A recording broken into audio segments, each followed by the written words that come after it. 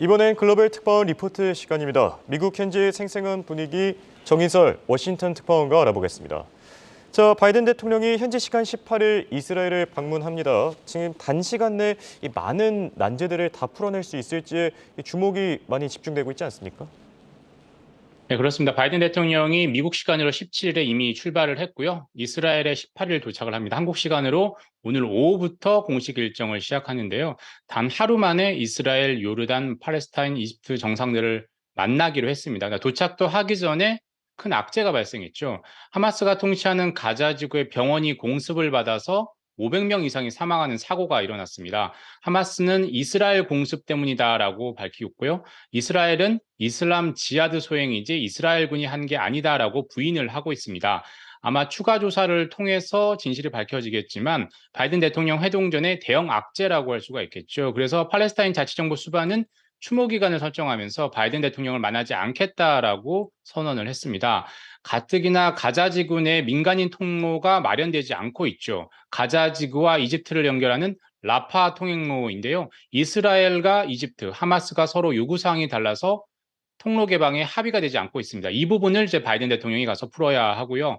이스라엘은 또 가자 지구에 대한 지상군 투입을 준비하고 있습니다. 민간인 피해는 최소화하고 하마스를 완전히 제거할 수 있을까요?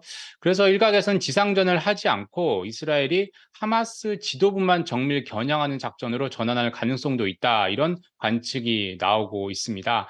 바이든 대통령은 이번 방문에서 압둘라 이세 요르단 국왕을 비롯해서 이집트 대통령을 만납니다. 동시에 이 자리에서 하마스의 폭력성을 부각하고 정치적으로 고립시키는데 초점을 맞출 것으로 보입니다. 동시에 미국인 인질 문제를 비롯해서 민간인 부분 문제도 풀어야 합니다. 동시에 확전도 막아야 되겠죠. 레바논 무장정파 헤즈볼라와 이란이 가장 큰 변수입니다.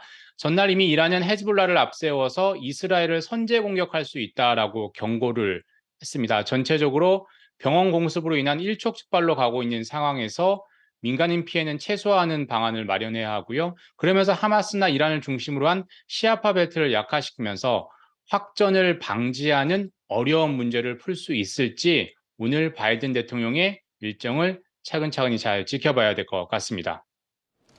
네, 그리고 이번 주에는 제롬 파월 연준 의장의 발언도 예정돼 있고요. 또 테슬라와 넷플릭스가 내일 실적을 발표합니다.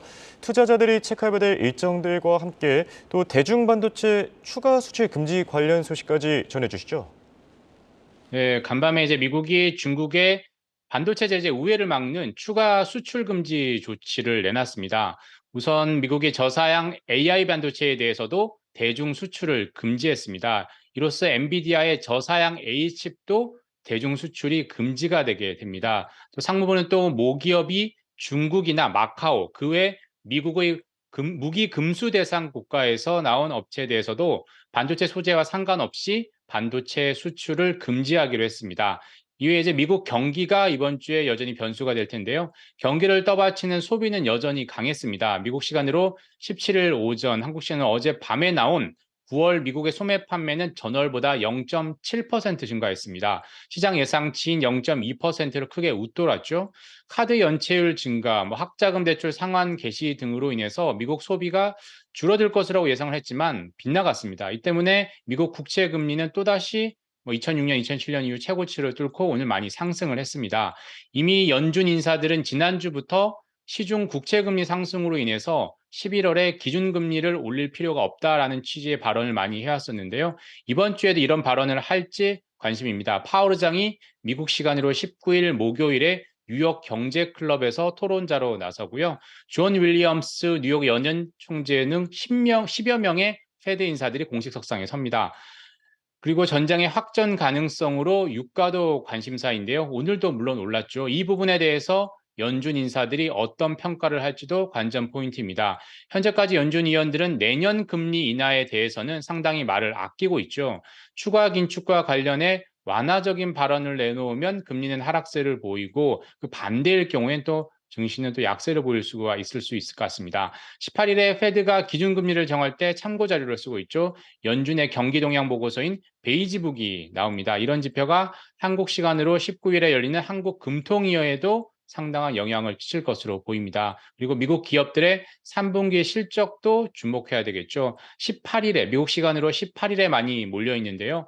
지역은행 실적도 나오고 테슬라와 넷플릭스의 실적도 발표가 됩니다. 이번 주는 전체적으로 보면 전쟁이 국제 유가와 뉴욕 증시에 어떤 영향을 미칠지를 살펴보면서 기업들의 실적이 어떻게 나오는지를 확인해 볼 필요가 있습니다. 지금까지 워싱턴에서 한국경제신문 정인설이었습니다.